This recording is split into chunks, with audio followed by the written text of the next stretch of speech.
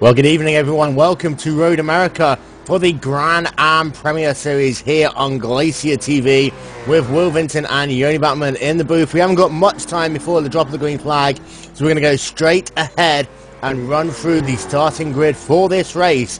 Starting first of all with the Daytona prototypes, and lining up on the inside of row number 1 will be Blake Townend with a qualifying time of 1 minute 55.609, and then a huge gap to second position with Kitty Erkstrom with a 1 minute 57.351.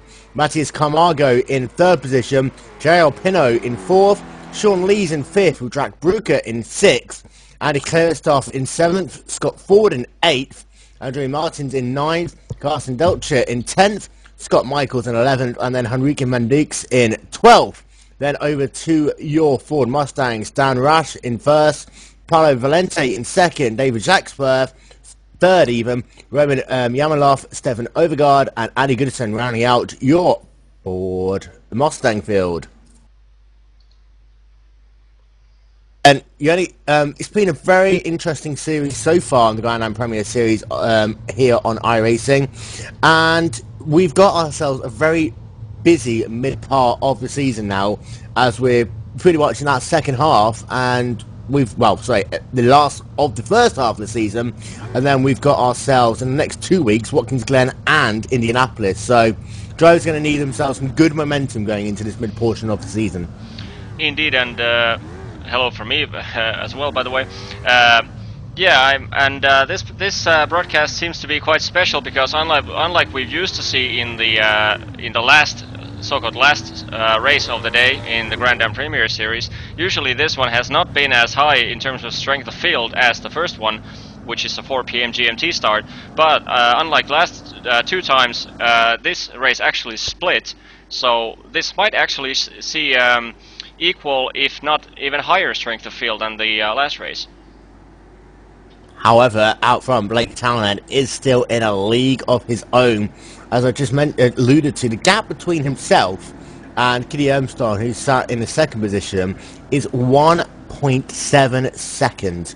Absolutely staggering, the qualifying speed. Of course, qualifying is one thing and racing is another, and we will be racing here today for 90 minutes. And just to talk about the scheduling, next week at Watkins Glen, and then the following week at Indianapolis as well, we will be broadcasting the 4 p.m. GMT race. Unfortunately, we had ourselves a scheduling clash here today, but that has been sorted for the upcoming 2 races. Indeed, and it's a good thing to happen because of the Watkins Glen, the 2-hour race is surely, especially since it has the Watkins Glen in it, which is one of the most popular tracks in iRacing. That's going to be a barn burner, and I'm pretty sure we're going to see more than 2 splits in that race. And yeah, in fact, we've got ourselves 3 of the most popular tracks in North America in the space of 3 weeks. We've got obviously Watkins Glen next week, Indianapolis, one of the most famous tracks in the world, shall we say.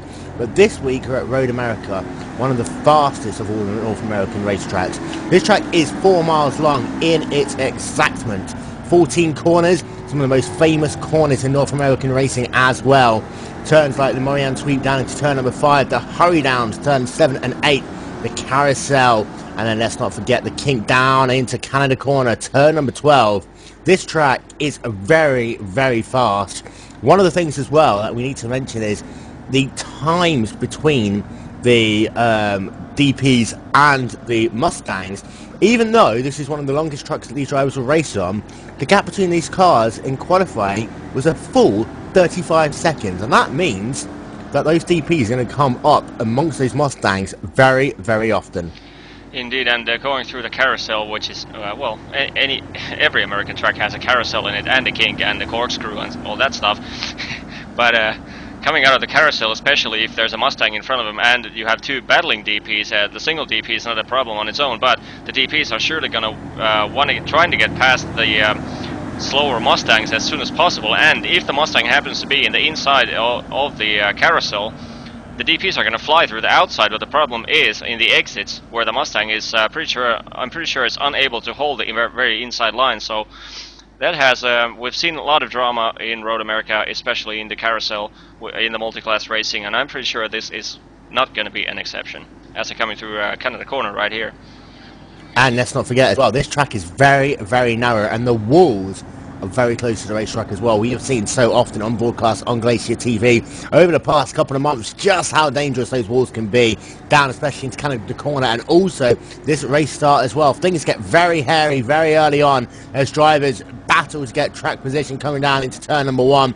This is one of the fastest race starts you will see all season long in round number 5 of the Grand Am Premier Series here on Glacier TV. The pace car is going to make that turn down to the right-hand side and move its way up the hill. Blake Townend's on the right-hand side. Cody Armstrong is on the left-hand side. Pace car is in, and round 5 of the Grand Am Premier Series is green. And you can see there immediately, Matthias Camargo, he's looking down to the inside, coming down into turn number 1 in the number 15 machine. Will he be able to get the jump coming in? Not quite. And that allows Armstrong the chance to keep that second position, and it looks as though all the cars are filtered through okay. Andre Martin's getting very close to the rear of Scott Michaels as they come down into turn number 2, and then the Mustang field, everyone has also managed to get themselves through okay. Yeah, Scott Michaels got two positions in the start, from 11th up into 9th. And if you have a look down now, they come down into the biggest braking zone of the lap so far, turn number 5. This is where things get very interesting as cars like to run on the exit curb here. You see Blake Townend doing that perfectly. Looking back through the field, everyone is single file for the moment. Andy Kerster trying to look down to the inside of Jack Bruker, but not quite close enough as they come underneath the Corvette bridge. Meanwhile, all the way through the field, single file, but change to the lead there. That is Paolo Valente taking the race lead away from Dan Resch as they come down into turn number 5. Some call it a dive bomb, but that is a brave move early on here by Paolo Valente, who takes away the Mustang lead. We got somebody going wide. Matthew Tamargo from 3rd position goes down into 10th in the Rileys. And he's got himself some rear spoiler damage as well to that car. In that incident started all the way back in turn number 7 as they came down the hurry downs thing, hit the left-hand side of the car there against that hard concrete wall. He is really going to have a difficult time now. He's going to have to come down pit lane to get himself some repairs to that race car, because that is going to be driving horribly right now in that number 15 main performance PC car. And after having a great start and settling into that 3rd position, he is now on the back foot. Meanwhile, out front, Blake Townend is still your race leader as he comes down to put the first lap in the books here in this 90-minute race. He's got himself a great lead over Kitty Armstrong, who is currently about 1.5 seconds behind as they come past the stripe for the first time. And that allows Jared Peno to come up into the 3rd position as he comes past the stripe.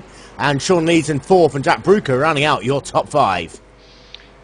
Yeah, just as Paulo Valente got the position away from Dan Resch going into turn 5 in the very first lap, that was a funny thing to notice that all of the Rileys had already gone through turn 6 as the leading Mustangs were just about to arrive to turn 5. That just shows you the insane speed differential between these two classes. I mean, we're talking about the first lap and the 5th corner, and already the Rileys had pulled the slowest Rileys had about 10-second gap. Yeah, and you have a look at that. Paolo Valente is already 38 seconds behind Blake Townend. So, judging by that math, that means that they're going to be catching the Mustangs every 3.5 to 4 laps. As I tell you what, Andy Kirchhoff's had a good start to this 2nd lap in that number 14 Steel Series Radical machines. He's coming down now into turn number 8, driving in the St. George colours. And I tell you what, there's going to be a 4-car train by the look of it, from Jared Pino all the way back to Andy Kirchhoff. In fact, he's got behind here Scott Michaels and Scott Ford, keeping those drivers honest, as is Enrique Mandukes. So pretty much the entire top 9 drivers, they're still in a shot here, but out front Blake Townend is still driving away and hard as he's coming down into Canada Corner now. And these drivers, I think it's that time now, they're just trying to settle into a rhythm, as they all know, as soon as these Mustangs come into play, this race is going to turn on its head very quickly. Yeah, good battle for 4th position in the Riley class. Jack Broker, Sean Lees and Andy Kirchhoff behind these two. And Andy, so far, looking slightly more racy than Jack Broker in the middle, but so far unable to get into the proper rhythm to find an overtaking spot. Especially, he seems to be the faster in the twisty section, but since it's pretty tricky to set up a pass right there, he's going to have to wait to the straightaways, where Jack Broker so far seems to do the better job. As we got an overtaking position coming in the further down the field. Scott Ford took 2 positions in that one lap. Yeah, Scott Ford is on the charge at the moment, and his next victim will be Enrique Mandukes. Scott Ford, he started this race in the 8th position. He fell back a little bit, but he's making his way back through the field once again. And that is interesting. And obviously, these drivers have all got different setups. They all work in different ways. And at a track like Road America, so many long straightaways, you have 2 distinct options. Do you set the car up to work coming off the corners down these long straightaways, or do you get the car to work in the slower, twisty sections of the racetrack? And as this race progresses and those tyres start wearing down, that is going to be interesting to see how that setup and strategy evolves into these drivers as they make their way through this race. And in front of Scott Ford in 8th position at the moment, Enrique Manduke, should I say, Enrique has climbed his way up into 8th position, and currently he's the 3rd fastest Riley in the whole field. The only one faster than him are the top 2, Blake Townend and Kitty Angstrom.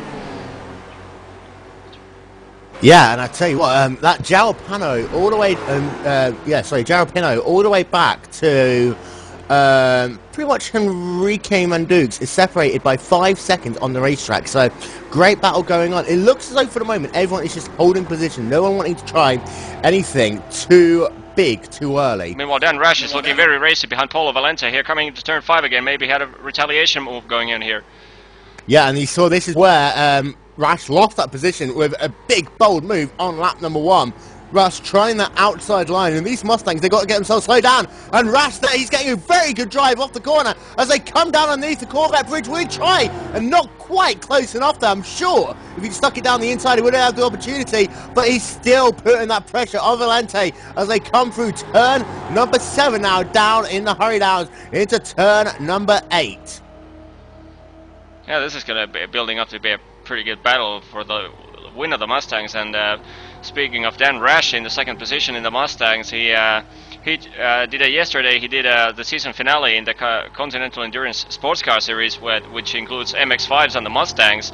And he's a newcomer for that series, and he dominated the Lime Rock Park race for 90 minutes. So yeah, we're going to have to keep our eye on this battle for the race lead in the Mustang class. You've got yourself Paulo Valente and Dan Rash, who've got themselves a 3-second gap over all the other drivers in this field.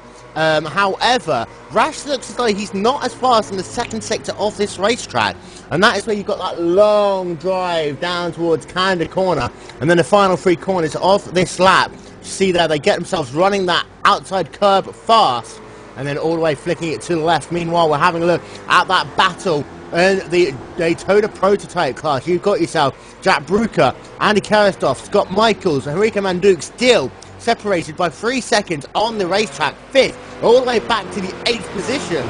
And this is going to shape up to be a great battle, but with these high downforce cars, what it means, you get tucked into that dirty air, it gets very difficult to try and make a path on another driver, and it all comes down to who can make the least mistakes. You see Andy Karistoff getting a good run through Canada this time as they bring it now through Thunder Valley, turn number 13 into the final corner. You have to watch out as you break into turn number 14, and then you come up the Road America straight, one of the most famous straightaways, the end lap in North American racing, up the hill underneath the Caterpillar Bridge as they put another lap in the books. And this is an interesting point that the Mid-Ohio Grand Am Premier Series race, the Blake Townend in the 2nd start, he pretty much dominated the whole field. He lapped, was it every single car on the field? He did. Yeah, and I have to interrupt you though. Dan Rash is right on the rear of Paulo Valente. In fact, he's that close to giving him a bump draft down the straightaway, coming into turn number 5, but not again close enough to make the move. It looks like he's having to straight the outside line, trying to do the cut under. It looks as though Valente is very good at holding his lines. They come down the straightaway into 5, and then Rash just can't get his line right just yet, coming underneath the Corvette Bridge into turn 6. But some good defensive driving by Valente, and it looks as though, as you see, they're starting to get lapped now by the Daytona Prototypes. That is Townend putting a lap on those two. these two drivers, they're going to have to sort themselves out pretty quickly if Rush wants to get back ahead, or wait for a huge mistake by Valente. It's so close there. As you see, Ekstrom just having to get in between the middle of those two drivers, and when you're talking about this earlier on, when you've got two Mustangs fighting for position, especially at the sharp end of the field, and then you've got this huge battle of Daytona prototypes right behind them, this is going to get very, very interesting. Yeah, I hope it'll only get interesting instead of having to use the word ugly, because we've seen several times how ugly this thing can get. Once we have the two Rileys flying right past them in the start and in the back straightaway going into the Canada corner. No problems this time. I accept that there's 2 or 3 Rileys approaching.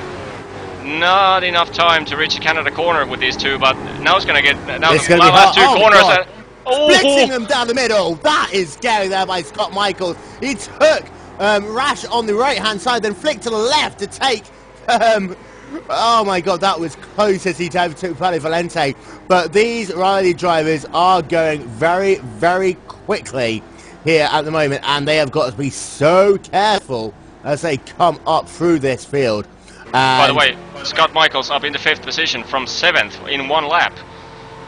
So Scott Michaels capitalising right now, really is capitalising in that #1 machine, which for those of you who are new to watching streams on iRacing, the driver with the lowest car number is that who has the highest iRating.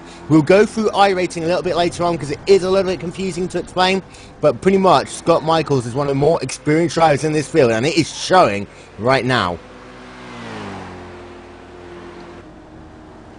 Now Dan Rush has a really good run on him. Again, he had a good run last time by. In fact, he was a little bit closer last time by. Now, I think that if he should try and dummy, then he could have the opportunity, but he cannot at the moment because he's got himself Daytona prototypes right behind him. And I'm having a look to see where the next one is, and it looks like they'll be fine for the next half a lap or so. But my God, this is going to get difficult. He's going to get a good run on him. Right there. Oh, and Dan Rush, he had to overcorrect as well, and that forced him to not make the move into the Corvette bridge. And that really did cost Rush the opportunity. If he was a little bit cleaner coming onto the power, didn't have to, you know, swerve a little bit to avoid Valente, he could have perhaps come on the racetrack. He could have made the move underneath the Corvette bridge, but Valente hangs on for another lap. And I have to ask you, Uni, with these Daytona prototypes coming into play so often, is being ahead going to be the advantage for the simple fact that, you know, the Daytona prototypes are just going to be splitting these drivers so quickly? No. My personal opinion is that the guy behind, once dealing with the faster traffic, is always in an advantageous position, because well, it depends on the driver, of course. If you take it too safely and you just allow lift like more than you should be, in order to assist the faster drivers to make a safe pass, you tend to lose time compared to your battling partner as well. But if you're if you're a smart and fast driver, it means you can basically dictate where the passing takes place. You can, for example, cut off the inside line going into the corner, which forces the Riley to the outside, which is not a problem for the Rileys. But if the Riley then ducks to the inside of the car you're personally following, you can use that to your advantage, because unless you do the same trick, you can actually get a run on him and use the same opening the door to get past the guy in front of you. So to run through your top 5 momentarily in the Daytona prototypes. Pass coming into the first corner. Oh! Rash is right in the tail. Gonna get the job done. He's looking as though he's very close, but braking a bit earlier. And he's now going to try again to do the cut under as they come off of corner #1 down into 2. If he pulls to the right hand side now, he would have the chance if he could outbrake him, but still not close enough. I don't think he's pushing too hard. He's waiting for Valente to make a mistake rather than just trying to make a clean pass, I think. So very quickly as they come down the back straightaway, Townend, your race leader in the DPs, from Engstrom, Pinot, Lees and Michaels. Then in the Mustangs, as you're looking at the battle on your TV, it's Valente, Rash, Jacques, Goodison and Yamalov as they come down into turn #5 once again. Rash taking that outside line. Is he going to try and do the cut under that he's attempted so far in this race? You see he gets good drive off the corner this time. It looks like Valente gets a good drive himself and nowhere near close enough as they come down into turn #6. So far, I have to say I'm very impressed with Paulo Valente's driving in this race. He's under extreme pressure all the time. Less than a half a second advantage, the distance between the two cars. In fact, it's most of the time it's 0.2, 0.3 of a second, and yet he's able to maintain the constant pressure and drive his own racing line under the constant pressure. And actually, going out of that last time at the exit of turn 1, he actually took a smart route. He didn't block the inside. He just kept his car in the middle road, which meant that if Dan Rash would have attempted to pass, he would have actually had to go to the most right-hand side of the track that you can imagine, which makes it very difficult to set up a pass. But now he's going to run at the Canada corner. Good run, side by side, coming down into Canada. Who's going to be the last of the late breakers? It looks like Lash is finally alongside perfectly. Rash is going to be braking early, but he should get the inside line. Too wide as they come off the corner. Valente's gone wide, and it looks as though Rash is going to just clear them as they come down into turn number 13. Move Rash back to the point of the Mustangs, and Valente. Wow. Valente on 2 wheels. Valente there, he is pushing hard, and I tell you what, he was lucky to be able to keep that one on the racetrack as he decided to do what we like to refer to as the dog wiggle, but he is really doing a great job. He's now back into that second position. Rash is now your Mustang race leader, but that battle is still far from over, as I think Valente has still got something in reserve to try and put it back on Dan Rash. Meanwhile, the 2 Radical DPs are fighting for 4th position. It's Sean Lees against Scott Michaels, and Michaels now has a run on him. As they come down towards Canada corner, it looks like Michaels very closely makes the pass happen there, and it looked as though that was just easy there for Scott Michaels. Scott Michaels in the number 1 machine, passing Sean Lees in the number 13 car, and Scott Michaels now, who's going to come underneath the Courier Bridge down into turn number 14, and he's now up into the 4th position, but he's 17 seconds behind the race lead, and he's got himself a 4-second gap to Gerard Pinot, who's currently sat in 3rd. But we still have 75 minutes left in the race. Yes, and things are starting to calm down just a little bit. We talked about that battle from 4th back to about 9th position. Settle down a little bit. Scott Ford, he's had a difficult lap that last time by. He set a 2-minute 1.437, so he's struggling at the moment in that number 16 machine. A little bit further ahead of him, you've got Andy Kirstoff currently sat in the 8th spot.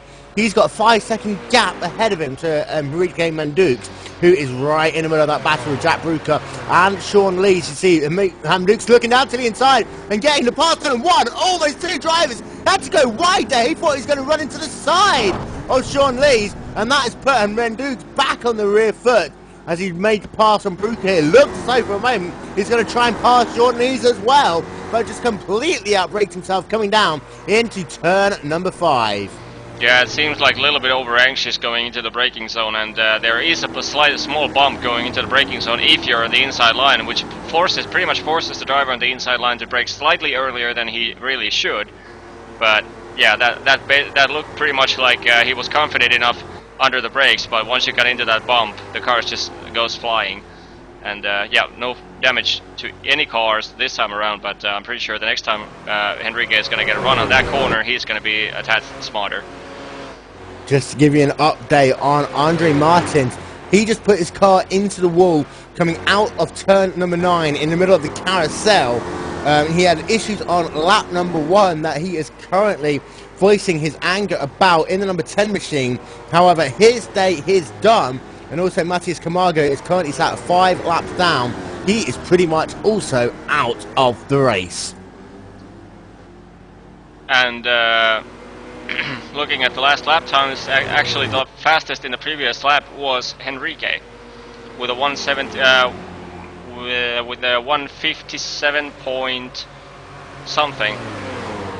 It's actually faster than Blake Townend's last lap time, and except on this lap, Blake and Kitty had to deal with a little bit of traffic because both guys had good 5-6 seconds slower lap times than they used to. I tell you what, the Harim Medus is going to have a great drive as they come down into turn number 5 once again. trying to close down Jack Bruker. He's got the line. As you see there, Bruker just deciding to look to the right-hand side, who wasn't going to have the room to do so. Van Dukes is going to have to go around the long way coming into 5, but he's easily got the job done, but he's got a Mustang on the outside. He's going to easily clear him as they come down underneath that Corvette bridge into turn number 6. But Mandukes is on a charge here, and he's now got himself Sean Lees right ahead of him, and that battle for the Mustang race lead right through the thick of it. That is currently Dan Rash ahead of Paolo Valente, as Mandukes is closing down Sean Lees now with the carries on the rate he's going at. He should be able to get him coming down into Canada corner. We'll keep an eye on this battle just for the moment, but you see Mandukes getting a great drive there through the carousel, but you can't make the move too early. You've got to stay single file pretty much until after the kink. You see Mandukes getting a little bit off the power there, just to try and floor it coming off that kink to get the slipstream, but it doesn't look like he's going to be close enough there. In fact, he took a very weird line down the kettle bottoms into Canada corner. Almost looks like he turned in the wrong direction. Yeah, it might be a bit because of just being unsure or feeling unsafe behind in immediate proximity of a guy in front. Maybe if you're not familiar with the curves, you're just afraid to clip the curb too much, or just some other precaution might actually cause that. But now he's got a good run on the main straightaway. So coming down into turn number 1, you see that intelligent thinking by Bruker running the centre of the racetrack. That's not blocking, but Mandukes is now side by side as they come down into turn number 1. It's going to be the case of the last breakers once again. The 13 car yield and move Henrik Mandukes up into the 5th position. Sean Lees is going backwards on the racetrack. He is now down into the 6th spot. And Bruker is right in his tail, looking for another overtaking into the turn 5. Gets a good run on him out of turn 3 there. Side by side already. Side by side already as they come underneath a big bright yellow bridge. It's going to be a case of who can make that line work, as you see that Bruker just getting off the throttle a little bit. Perhaps he doesn't like the outside line through turn number 5, but he clearly eased off the throttle a little bit. Perhaps he doesn't want to push that car too hard too early, and he allowed Sean Lees to keep that position just for the moment. And Andy Kirstoff in the 14 car is right behind Jack Bruker, less than a half a second between these guys. So this is still a great battle for the midfield of the Daytona Pro Series Class. You see Bruker there diving down the inside. He thought better of it as they come underneath the Speedful Bridge. But that was a close move there. And Bruker looking racy all of a sudden. You saw a little bit of a wiggle there by Sean Lees as they came through the carousel. And Bruker had to get off the throttle just a little bit as they now come down into the kink. But this is great driving by those two drivers. A little bit further back in the Mustang field, Valente is still pushing hard on Dan Rash in the battle for the Mustang lead, and that gap has remained under a second all race long. We saw how Valente led the first couple of laps before Rash was able to get his way past finally, but Valente is just sat there like a hawk for the moment, not allowing Rash to get any form of a distance. And at a track like this, which is so demanding on a driver, especially in these Mustangs, the last thing you're going to want to see is that same car in your rearview mirror stalking you lap after lap. Yeah, and it seems like these guys are sharing pretty much an equal pace, and therefore the guy in front, even though the guy in front gets a better run out of the corners, the drafting factor, when you're talking about less than a second of a gap, the draft does give you an advantage on the straightaway. It's not enough to overtake necessarily, but enables the guy behind you to just have his work it out a lot easier in the straight lines to give you better top speeds. Bruker once again look to the right hand side as they come down on that long second straight run down the Marianne Street into turn number 5. It looks like Bruker's going to try to bold move the next time, but wasn't close enough. But meanwhile, Bruker under attack and passed by Andy Kerstoff. Kerstoff is now on the move as that number 14 Radical Steel Series machine has got the job done, and now he'll be setting his sights on the number 13 of Sean Lees. Yeah, it looks like the Team Radical's cars are all doing an excellent job so far in this race, and I'm pretty sure once they get into at least in the last, if I'm not mistaken, it was one of the races where we had a similar situation with two Radicals chasing each other, and they had like a gentleman agreement that they're not going to interfere with each other's race unless the car in front just recognizes that he's just way off pace, and in that case they're just going to let each other safely by and just keep their own races together. But so as long as there's two Radicals cars following each other, I'm pretty sure we're not going to see any anxious overtakings or dive-ins. Yeah, and Andy Kerstoff there in that Radicals number 14 machine. Sean Lee's ahead in the 13 as Kerstoff dives down the inside into the final corner. In fact, almost pushing Sean Lee's off the track in the 13 car, but Kerstoff managing to get the job done, and that was a big, bold move. In fact, one that just a couple of seconds ago we were talking about not expecting to see. But Kerstoff wanting to make his way for the field, and he's now taken the 6th position, pushing Sean Lee's all the way back into the 7th spot. And for Kerstoff now, it looks as though he's going to want to get the charge on Hickman Dukes, but he's gone wide and one. Sean Lees will have to run into 2. Thinks better of it, but there's still 2 wide as Kerstoff goes wide again. Sean Lees will take that position back, and Kerstoff there loses 2 positions as he falls right back behind Jack Brucker. Yeah, maybe I'll just shut up and not say anything about team agreements. So Andy Kerstoff will surely be having a couple of quiet words with Jamie Backman after this race, telling him not to say anything about him ever again. But now he's almost spun it coming down to turn number 5, and this is one of those things we haven't yet talked about. As soon as you put too much heat into these tyres, on these Daytona prototypes especially, and you start sliding that car about, you're just going to lose so much grip. And when grip is the driving factor that keeps the speed on these cars, with their huge spoilers and their aerofoils, you know, you cannot afford to overwork those tyres too much. And I think after 3 off tracks in the space of a lap, Andy Kerstoff really has got to just calm down for a moment and let that car come back to him. Yeah, he has to take like a good half a lap without going on the throttle too hard, because his rear tires are clearly overheated right now, and he's struggling with the grip. So if he keeps pushing like this, the tires are not going to they're never going to cool down that few degrees, which is critical to get the proper grip into the rear tires again. So we are about a third of the way through here. Round 5 of the Grand Am Premier Series here on Glacier TV from Road America. Will Vincent and Yoni Backman in the booth. This is the first of 3 weeks in a row for the Grand Am Premier Series, as next week we'll be going to Watkins Glen International for 2 hours at the Glen, and then the following week we'll be going to Indianapolis for 90 minutes of the bike Indy layout. Watch out for Paolo! Change of lead coming up in the Mustangs! Too wide going into the turn 5!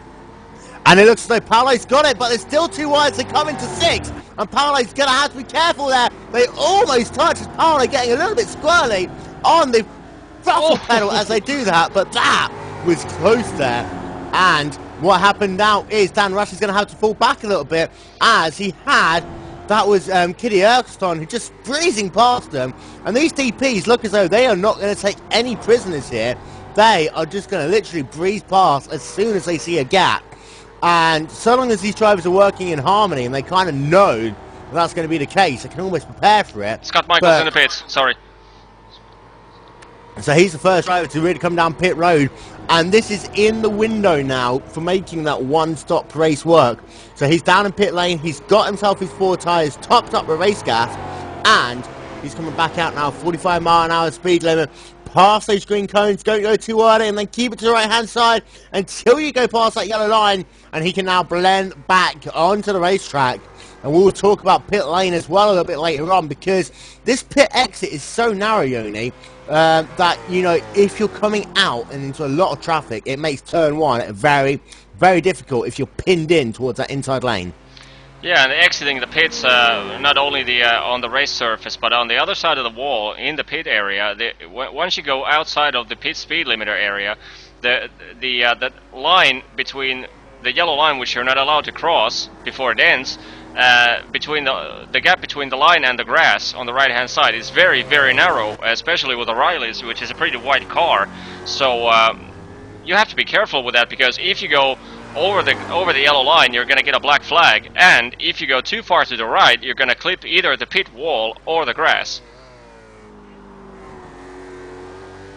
So yeah, pit lane, one of the many challenges here at Road America. We've talked about how this is a 14-corner epic of a racetrack, one of the most demanding in all of North American racing, as we're currently having a look at that battle once again between the two of the Mustang drivers, Dan Rash and Paolo Valente. They've changed the lead a couple of times now. Dan Rash once again getting very close, but at that stage of the race now that he's going to have to plan his moves inch perfectly. You see that he's having a look down to the inside of turn number 5. He's going to get the job done. He's going to go Dan wide. Rash, if he keeps it on the racetrack, he's not. He's going to get very wide there, just skipping the grass and almost losing it there. But that was a brave move by Dan Rash, just a little bit too hard on the brakes. Paolo Valente lives to fight another day and retained that race lead in the number 2 machine. Yeah, and speaking of the two Mustangs, in the was it lap 4 or 5 when the first leaders of the leading Rileys came to lap these cars, and we saw coming out of the Canada corner, Dan Rash behind them, being the tailing car Mustang. He took the sort of a safety line, so he took the went off the racing line to allow the Rileys to go past flat out, and meanwhile the car in front of him didn't, which caused the Rileys to actually use them as a slalom poles, which first going past the Dan Rash on the right hand side, immediately past the other Paolo Valente's Mustang from the left hand side.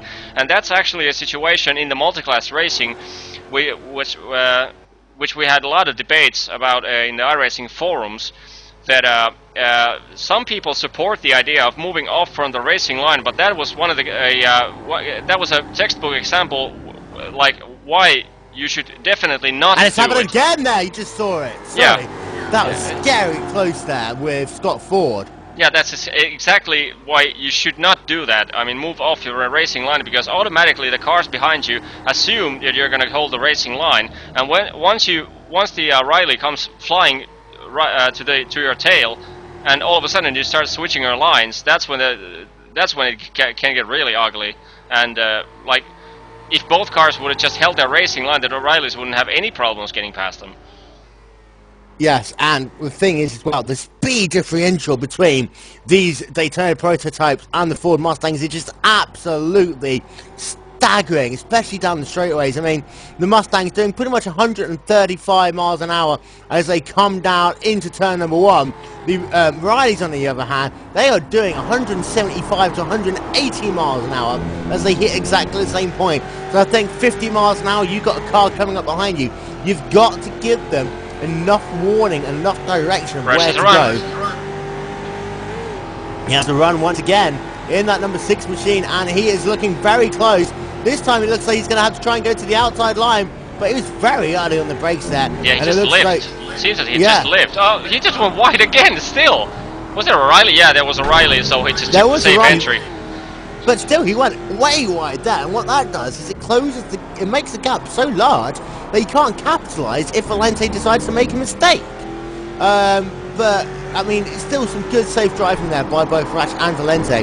It's so frustrating when you're getting lapped that often, but thankfully for these drivers, all of the Daytona prototypes have kept it clean as much as possible. Yes, they're taking some big bold moves, but on these DPs especially, at least they can drift their car very quickly between lanes if they need to.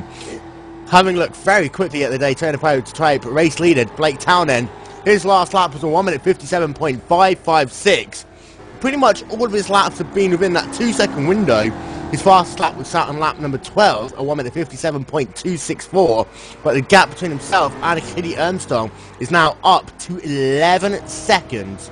So he's just driving away in that DP field. A little bit further back, that battle is still going on between Sean Lees, Jack Bruker and Andy Kerstoff. They are 2 seconds apart each on the racetrack, but I think they're just taking a bit of a breather, and then they can close up very quickly if they need to. Yeah, looking at Blake Townend's lap times here, started from pole, has led every single lap of this race, and looking at his fastest lap times, and the last lap time he pulled up was a 1:57.557, which is actually just 0.2 of a second faster than Kitty's fastest lap of the whole race. So Blake Townend's not only he's super fast, but he's super consistent. Yeah, and in fact, I had the opportunity to have a bit of an in-depth chat with Blake Townend a couple of weeks back, and the amount of preparation that he puts into this series is staggering. Not only that, but let's not forget, Townend runs in the Drivers' World Championship for the Formula 1 cars as well. One of the few pro drivers who has the time commitment to do both, and that number 4 car right now is really showing how good a driver he is. One of the biggest talents right now in iRacing is on the roadside, dominating here today, just as he did a couple of weeks ago. But Townend really is one of the stars of the future to look out for. And Rash coming again. Turn 5 calling. And he's looking to the right-hand side once again. They are going to be side by side coming into 5. What you do here is you pinch Valente down into the 5th corner, but Rash runs very wide again. This time he's going to try to cut under. In fact, he should be able to get it working perfectly, but it looks as though Valente will just be a tiny bit ahead coming underneath the bridge. But that was a perfect example of how you try and do the cut under through turn 5 into turn 6, and he was that close to executing it perfectly. But again, you have to admire Paulo Valente's driving skills. I mean, even though it doesn't matter whether Dan Rash is coming from the outside or whether he's coming from the inside, still Paulo Valente just keeps his head together, brakes slightly earlier since he's in the inside line, knowing that the outside line is not going to get past him as long as he's able to turn the car in properly. And that's the 3rd or 4th time so far he's done that, and he's succeeded every single time. I mean, braking in the inside line into that corner is far more difficult than it seems. And sorry, just as I was about to say that, one of the things that I also saw, and this is where things get very scary, is Scott Michaels there. He was having a couple of connection issues in his number 1 machine, and he literally blinked as he passed one driver, blinked as he passed another, and not only does that make things hard for the Mustang drivers, for the DP driver, they've got to figure out what those drivers are coming into the corners, as all of a sudden they pretty much see nothing on the racetrack. So good forward thinking by all of those drivers involved. But Scott Michaels, he's having a difficult day in that number 1 machine, currently sat in the 10th position, almost 2 minutes now behind the race lead, and his day was pretty much ruined from lap number 1. Indeed, and having to make that pit stop, he's the only DP so far. Actually, he's the only car so far in the whole field. And I'll take that back. 6 laps down, Matthews Camargo has done his pit stop, but that was because of damage. But yeah, other than damage repairs, Scott Michaels is the only car on the whole field out of 18 cars who has made his pit stop. So that might play a factor. And in fact, he's currently lapping 59.5s. So once everyone has completed their pit stops, if Scott Michaels is able to maintain this speed, my guess is that the top 5 is going to be a pretty decent estimate. I'll tell you what, Dan Rash has fallen back a little bit as the traffic has gone past. This is where the bad luck bit comes into play. They always say you make your own luck in racing, but Dan Rash, he's had a couple of difficult laps as that traffic's blown past him. He's had to get out of the way, pretty much entering a mid-corner, whereas Valente's had a much easier run being able to just move away on the straightaways. But, let's say, in some ways you do make your own luck, and just backing off the throttle a little bit on some of these straightaways and losing a couple of attempts, it's always a much more opportune than being forced offline in the middle of the corner.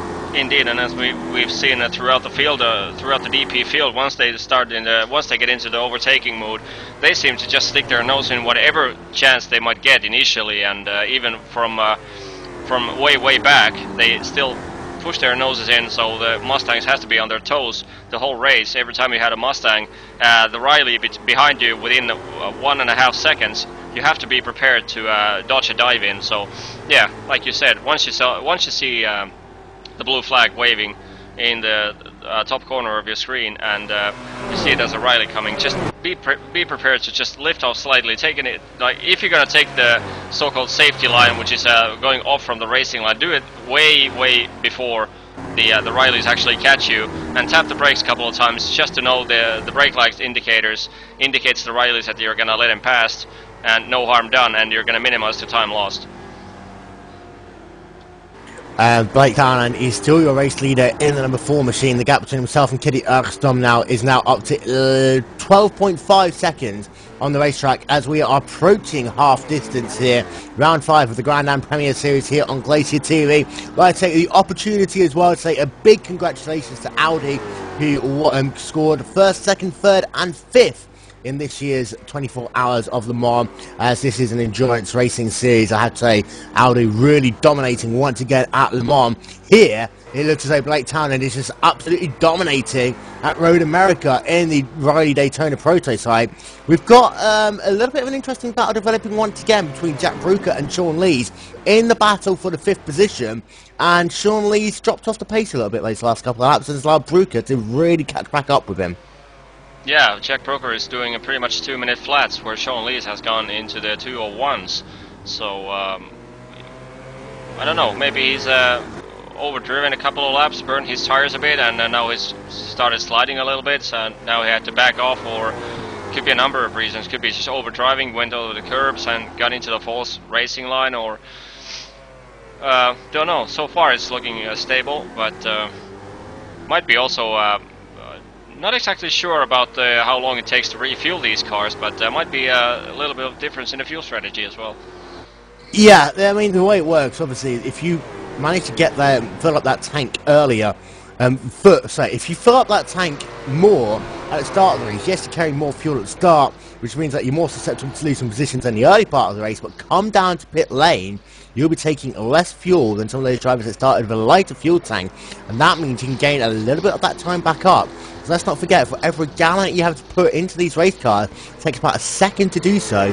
So that means that you can gain a little bit of time on pit road. And if these drivers are doing slightly different strategies, you could see this field really shaken up as we are now entering that pit window. We'll keep an eye on all the drivers coming down towards pit lane. There's currently none of them down at the moment. To run through the rest of your top 5, we haven't talked about Kenny Ernston much in this race. He is 12.5 seconds behind the race lead, but he's pretty much got the same distance to Jarrell Pinto in 3rd. And that number 11 car is doing a solid job riding in 2nd.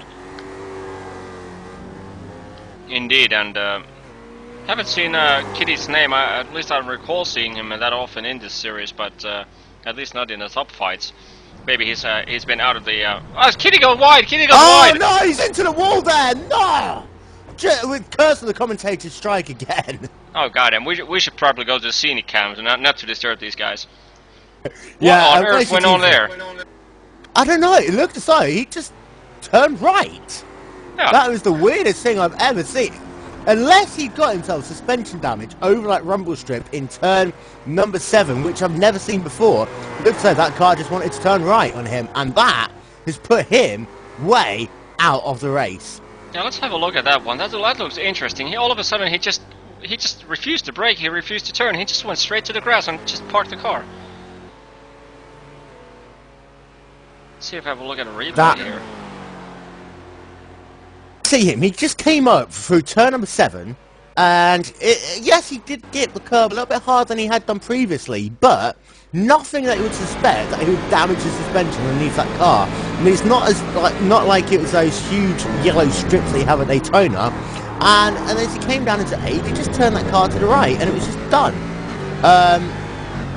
So that is his race out of the window. That means that Joe Pinto moves up into the 2nd position, Rick Van Dukes into 3rd, John Lees into 4th, and Jack Bruker up into the 7th fight. Jack Bruker is also out of the race as he has had an engine failure.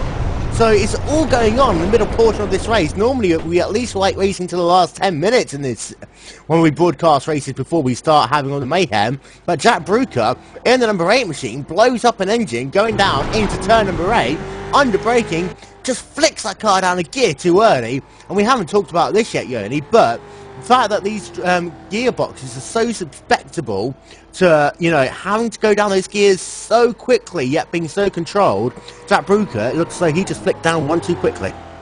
Yeah, and out of the pictures, something dramatic has happened to Paulo Valente. He's dropped 7 seconds in that last lap, and then Rush took the lead. So it's all going on here right now. Paulo Valente, he was having a great drive, and in fact he gets into the wall coming out of the final corner as he was about to put his 16th lap in the book. He just clipped the curb a little bit too much in that number 16 car, just slide slammed the wall, Now, I'm not sure how much damage that is going to give that Ford Mustang. Really going to probably affect this handling of it. But he was very lucky there that he kind of played on. So from bad to worse. Bad to worse. In fact, that was the same corner he did it last lap. This time, it was on the way in. He just hit a bit too much of the grass, spinning it into the tyres. He didn't get too much damage there either, but he is going to have to really now start pitting for tyres, because two of those hits in a lap, that car is going to be toast. And indeed, he has come down pit road, and he's going to get himself some fresh tyres, try and get some of that bodywork shaped back out, and get himself topped up with race gas. But Paolo Valente, after having a great day coming into the second half of this race, his luck has run out, and it's just getting from bad to worse. Yeah, currently you saw Paolo Valente pull to the pits in car view, and getting into that pit lane is one of the trickiest of iRacing. The road itself is straight, but there's a bump right at the top of the hill where you need to initialize your braking in order to stop the car to the speed limiter. And the cones that indicate the speed limiter area is actually in the blind spot, so you have to sort of guess where you start braking, and you cannot brake. Basically, the top of the hill is basically like the turn 5. There's a bump, so if you brake too late, even though you would normally get your car to settle down before the pit area, the bump just causes the car to just fly right by the cones, and you're gonna get a speeding penalty. So that really has hurt Paolo Valente. He's currently dropped back to third in class. I'm sure Andy Goodison will probably pass him before long to take the 4th position, I believe. In fact, he has done that now, as he's currently working his way down towards turn number 8 even. So it really looks as though Paolo Valente has lost out big time. In fact, as Goodison goes off the track a little bit there, and in fact he's going to be very careful, doesn't swing across the track as Kenny Kerstoff now comes past him down into the carousel. But Kerstoff is looking as though he's starting to charge down Sean Lees. He smells blood in that number 14 Radical Steel Series machine. 10 minutes ago, if you told him he would be in the top 5, he would have laughed at you. But now, he has sat in that 5th position, and he's only got 2 seconds to close down to Sean Lees in 3rd. And let's not forget, the last time we saw Kerstoff and Sean Lees together, Kerstoff made that bold move down the inside of the final corner. So, if Kerstoff can get himself back into contention, he could be looking at a solid 4th position. And if any of those drivers ahead of him make mistakes on pit road, things are really going to get interesting for him.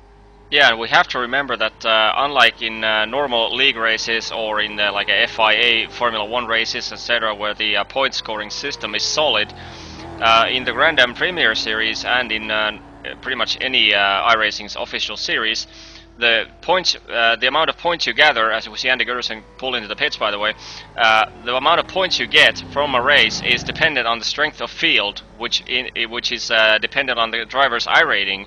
And since this race actually split it, which means that the number of attended drivers exceeded the amount of maximum grid, that means that the top split is the splits are going to be shared, so that top 6 drivers in this case in the Mustang division are going to be in the top split, and the top 10 DP Rileys are going to be in the top split, and therefore the winner of this race is going to score higher points.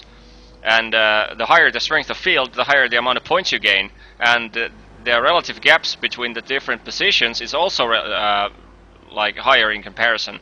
So the difference between the 5th and 4th place finishes might be crucial at the end of the season for Andy Kerstoff. Oh yeah, definitely. And Kerstoff is one of those drivers that came in to the season with lots of hope and promise. He's had a difficult season so far, but is trying to rebound from that. Sean Lees has just completed his service, so he is now working down towards turn number 5 once again, and he's lost himself that position momentarily to Andy Kerstoff. But let's not forget, on this first lap out of the pit, Sean Lees really has to push hard, make use of that fresh rubber. Meanwhile, Andy Kerstoff really has to turn in some good laps himself if he's going to try and make that jump through the sequence of pit stops. Now, for every lap that Andy Kerstoff stays out, he should be able to gain about 3/10 on pit road. So if you see him staying out for about 5-6 laps, he should gain that time back up, so long as he can still keep consistent laps with what Sean Lees is currently doing in that 13 machine. A little bit further ahead of him, Henrik Mandukes has currently moved himself up into the 4th position in that number 7 machine. Having a look to see whether he decides to make that commitment down towards pit road this time. He stays out, as does Andy Kerristoff, Joe Pinto and Blake Townend. So a lot of these drivers are thinking of that Andy goes wide. Stop. And he goes wide in turn 3. And Kerristoff there is under pressure a little bit. He knows he had to push hard, and as he just got himself wide onto that gravel, and then it takes so long to get back on the racetrack as you're running over those freshly mown lawns, and Kerristoff really trying to push hard here, but he's got to be careful once again that he doesn't overwork those tyres. He might have learned from his mistakes last time as he comes down underneath the Corvette bridge. This is a big braking zone, so he'll be able to see just how hard he's pushing. He gets that car turned nicely in there though, but Kerristoff really is pushing his number 14 Steel Series Radical car to the absolute limit, and it's that fine line between being able to set yourself, personal best and fastest laps and putting that car into the wall. And I'll tell you what, Kerristoff is just treading that line oh so delicately. Yeah, and there's still Kitty Engström still in the pit lane getting his repairs done, and I'd be very, very interested to get Kitty Engström into the post-race interview to just hear out what was exactly was the cause for him to just all of a sudden pull the right-hand side of the grass, hit the wall, and then get a tow.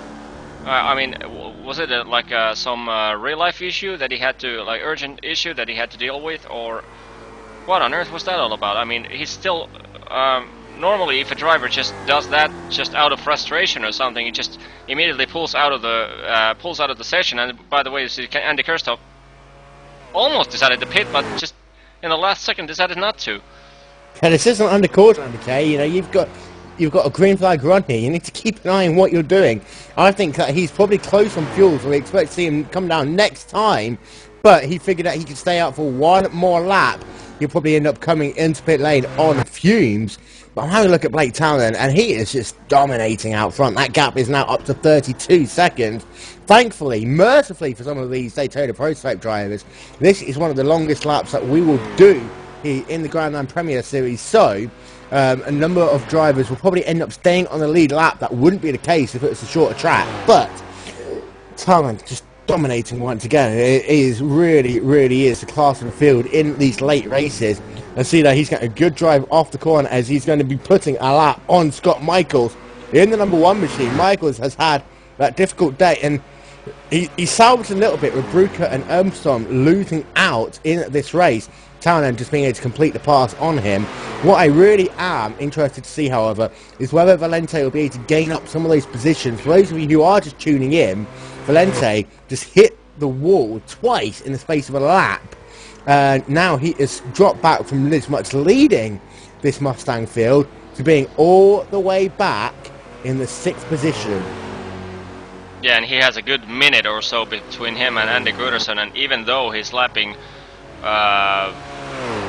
like 3 seconds a lap faster, he's gonna run out of time here, because we have 40 minutes to go, and it's 2.5 minutes lap for the Mustang, so he's gonna run out of time to catch Andy Gutterson unless Andy makes a mistake.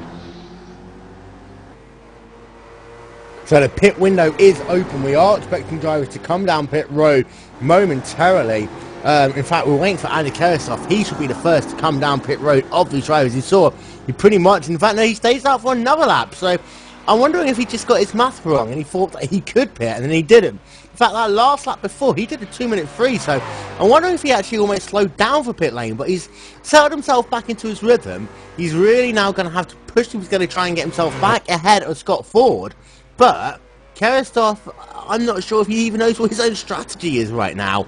But he definitely will lose that 4th position to Henrik Mandukes once he comes out of pit road. The question is, will he be able to keep ahead of Scott Ford? And after those 2 incidents, will he even be able to keep ahead of Sean Lees in the battle for the 6th position? That's a tough one to call, because it all depends on such a variety of things. I mean, it depends on the traffic, it depends on your how well your fuel stop goes, whether you get penalties. So, quickly checking in on Jalapeno in the number 5 machine, who he hasn't really been talked about much at all today, but he's managed to get himself up into the 2nd position after qualifying in this race in 4th. Now, he was originally sat in the 3rd spot for most of this race until that issue with Kitty Elmstrong. In fact, now he comes down into pit lane as we talk about him. Jalapeno breaking it down to that 45 mile an hour, easily gets in there, hitting the cones to absolute perfection in that number 5 car. He looks like he should still come out ahead of Andy Kerstov, even though Kerstov hasn't made a pit stop. But Pino doing a solid job in that 2nd position and really capitalising on the mistakes of others. Yeah, and as Joe Pino pulled into the pits, so we heard in the in-car cam, the change of elevation is so dramatic in the right before the pit cones that the car actually bottoms itself out in there. So that's one of the problems to add during that braking. And Dan Rash also, he's just come in for his service from the race lead in the Mustang field, coming back out onto the track, keeping it to the right hand sideline, just checking in his rearview mirrors. Has he got a Daytona prototype behind him? Not just yet. Jalapeno does the same, and this is where things become difficult for some of these Mustang drivers, because you have a look in your mirrors, you don't see a Riley, they sweep out of pit lane, all of a sudden they're right there behind you, as Roman Yamarov will just tell you, he got caught there in the space of 15 seconds, and now Dan Rash is going to have his mirrors full of that bright yellow and blue car of Jalapeno. Yep, multi-class racing has its own thrills, and this is one of them. So the faster the more difference these cars have in terms of lap times, the more fun you're gonna have. But at the same time, the more danger there's gonna be in terms of wrecking. And Andy Kerstov stays out on the racetrack once again. His last lap, though, at 2-minute 1.709. Still struggling in that number 14 machine. But we'll take Henrik Mandukes out of the picture for this, because we know that he should get back into the 3rd position. Scott Ford, however, his last lap was a 2-minute flat .8. So a full second almost faster than Andy Kerstov. Sean Lees did a 1-minute 59.455. And I tell you what, as actually, no, Scott Ford goes off just as Sean Lees was catching him, and Sean Lees now will move himself up into the 5th position. Scott Ford down into 6th, but that is not what Scott Ford wanted to have happen to him, just as he started to get his rear mirrors full of the 13 car of Sean Lees. And one of the classic corners to go off, turn 6, the left-hander right under the bridge. And now Scott Ford having to recover, having to dive all the way down to the inside, coming out of the carousel as he had the Ford Mustang of David Jacks on his left-hand side. Oh, so close there with Scott Ford as they came down through the King. That was as close as you can get without these 2 drivers ending up in the wall. And that was really, really close there as Overgaard was on running his line as they came down through the King. Didn't really see each other, and there was literally 2.5 wheels off the racetrack there for Scott Ford, and that was a big bold move, but he managed to keep it together, and he's close right back up to the rear of Sean Lees through that period of time. Roman Yamanov is down on pit road. In fact, he's the only driver to be there at the moment, but we've got ourselves now the battle between Scott Ford and Sean Lees for the battle for the 5th position, and all this will do will carry on driving Andy Kerstov. If these 2 drivers start fighting, then that will mean that Kerstov would have a shot at getting back out in front of these 2. Yeah, that was another example that we just saw on board a replay of Scott Ford going past the slower Mustang there coming out of the kink. If the Mustang would have just kept his racing line, the Riley wouldn't have any problems. But the problem was that right as the Riley was coming to lap him, the Mustang thought to take a safe line, and that actually caused more drama than it did good. So we are now 1 hour into round of the Grand Am Premier Series here on Glacier TV. Blake Townend, he is still your race leader. Andy Kerstov currently scored in the 2nd position due to the fact that he hasn't pitted. Townend also hasn't pitted. Joe Pino is in 3rd. Henrik Van Dukes is in 4th, Sean Lees in 5th, Scott Ford in 6th, Scott Michaels in 7th, Carson Delcher in 8th, Kitty Armstrong sat in the 9th position, and Matthias Camargo in the 10th spot. Keeping an eye to see when these drivers do come down pit road. You're now an hour into this race. We expect these drivers to pretty much be on fumes by now. But when we talk about that, was it Scott Michaels early on who came down pit road very early? And he... Scott Ford goes off track coming out of the kink. Oh no, this is going to be a big crash. He needs to get it off the track. And Scott Ford, a huge impact there. And that was just weird by itself. It looked as though he just clipped the curb and a little bit too much coming off. Slammed it into the water. If you want to know what that speed was when he did it, he hit the wall at 125 miles an hour. Slammed it into the green guardrail. And that is his day done in the 16 machine. We talked about how hard he was charging. You know what's the scariest part of that as well? Right behind him, you had Blake Townend coming up to put a lap on him. If you have a look at that from Blake Townend's view, that is very, very scary to see. And they turn the prototype sideways on one of the narrowest, twistiest, fastest parts of the racetrack. Townend there, his heart must have skipped a beat as he is now coming down pit road, possibly to get a change of underwear as well as everything else.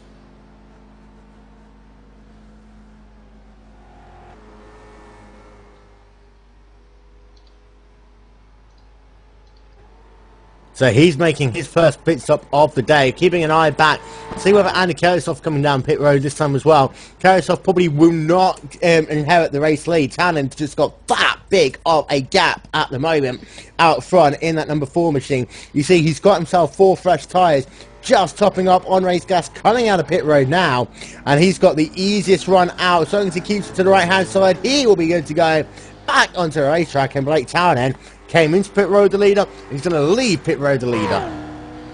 Yep, dominant pace by Blake Townend, and a good, I think, 45 seconds between him and Joe Pino after like Andy Kirstock goes into the pits. Joe Pino is going to be marked as a second position once Andy makes his pit stop. Yeah, Andy Kershaw still stays out. I mean, I don't know what magical stuff they're putting in to that number 14 car, but he has been on that same tank of gas now for over an hour in this race. Really must be getting to the point where he is close to running on fumes. Currently sat in the 4th position is Henrique Mandukes. He's got himself a 9-second gap to the rear of Jalapino, but he is a full 30 plus seconds ahead of Sean Lees in the 5th spot.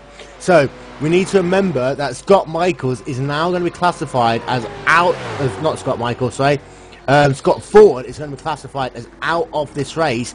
The retirement so far, Andre Martins, Jack Brucker, and Scott Ford. Matthias Camargo is 6 laps down but circulating, as is Kitty Armstrong.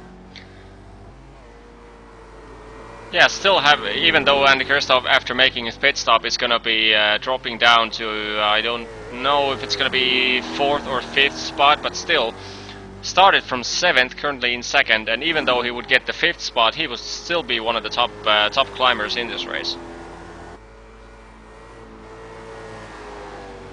Yeah, so we'll keep an eye on Andy Kirstoff, on the few drivers left to pit, but Dan Rash is still doing a great job in that Ford Mustang class. After that great battle, Pal Valente for the first part of this race, Valente, after having all those troubles with his car, has completely faded. In fact, the nearest driver to him is Stefan Overgaard, who is a full 25 seconds or so ahead of the racetrack. So Valente really having to push hard, and in fact his lap time's really off the pace as well. His last lap was a 2-minute 32.6. So desperate times right now for Valente. But he's really trying his very, very best to get out. Just to give you an update, Roman Yamarov has come down pit road, as has Stefan Overgaard. We are waiting for Andy Kerestov to make that charge down pit road himself. He stays out yet again as he puts a lap on David Jacks. Kerestov is currently classified as your 2nd place driver in this field. He's got himself a 30-second gap to Blake Townend. Townend obviously has made his pit stop. Keresov hasn't. So in the net 2nd position will be Joe Pino in the number 5 machine. Henrique Van Dukes will inherit the 3rd position, and then we are having to check to see where In fact, I think Andy Kerstop will feed in to the 4th position overall, because Scott Lees is a full minute 12 behind at the moment. So it looks as though, actually no, I take that back. Sean Lees is only 1 minute 9 behind, so it's going to be close for 4th, 5th and 6th as Kerstop comes out of pit lane. Yeah, it's going to be very close, but as currently Scott Ford is actually back into the pits getting his car repaired.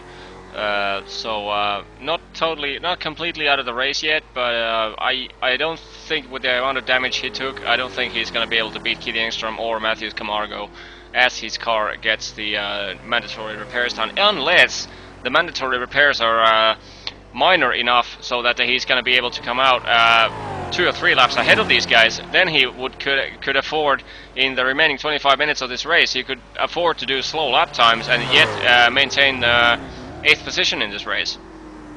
Yeah, unless he has the Audi Le Mans pit crew, who somehow managed to change their suspension within the space of 10 minutes. And that was crazy early on. And if you haven't seen the 24 Hours of Le Mans, you really need to have a look to see how quickly Audi were able to change the suspension, in fact the entire front part and into the pits. Of 2 of their cars. As Andy Kerstop now is down pit lane, so he will have to keep an eye out on Sean Lees and Scott Michaels as Kerstop comes down into the 45-mile-an-hour speed limit, bringing it to the right-hand side. There's no one else in pit lane, so he just needs to stop squarely in his pit box. So he will have Sean Lees and Scott Michaels bearing down on him. We'll keep an eye on those 2 drivers. In fact, Sean Lees at the moment is coming through turn number 13 up towards turn 14. And right now, as it stands, it looks as though Sean Lees will get him. Yeah, as he comes up the front straightaway. Scott Michaels is right behind him. Andy Kerstop still sat on pit lane. As you see now, Sean Lees is going to go past. Scott Michaels is going to go past. Andy Kerstop comes out. It is very close. But Kerstop loses out there by about 2.5 seconds. And one of those off tracks, so if he didn't do that, he would have been able to keep that position, and Kerstop must be thumping that steering wheel right now as he is relegated all the way down into the 6th position. Yep, but he's the one with the freshest tires still in this race, so he still has a shot. Fresh tyres and light fuel, so this is the recipe for Kerstop to really push now. If he's got any talent left remaining in that race car, if he's got anything extra, this is a time where he really needs to push it. A little bit ahead of him, Scott Michaels and Sean Lees, they are separated by less than a second on the racetrack as they are battling for the last of the top 5 finishers. Scott Michaels is literally half a second behind Sean Lees as they come down now through turn number 7 down into turn number 8, making that braking now. They flick it to the left hand side, then flick it left once again as they come down underneath the Speedfield Bridge down the carousel. And this is where things get very difficult. You see Scott Michaels having to go all the way to the outside, always spinning it there. And that is one of the things we haven't talked about either. As you come on through the carousel, if that driver ahead of you just brushes up or makes a little twitch, it almost reacts back to yourself.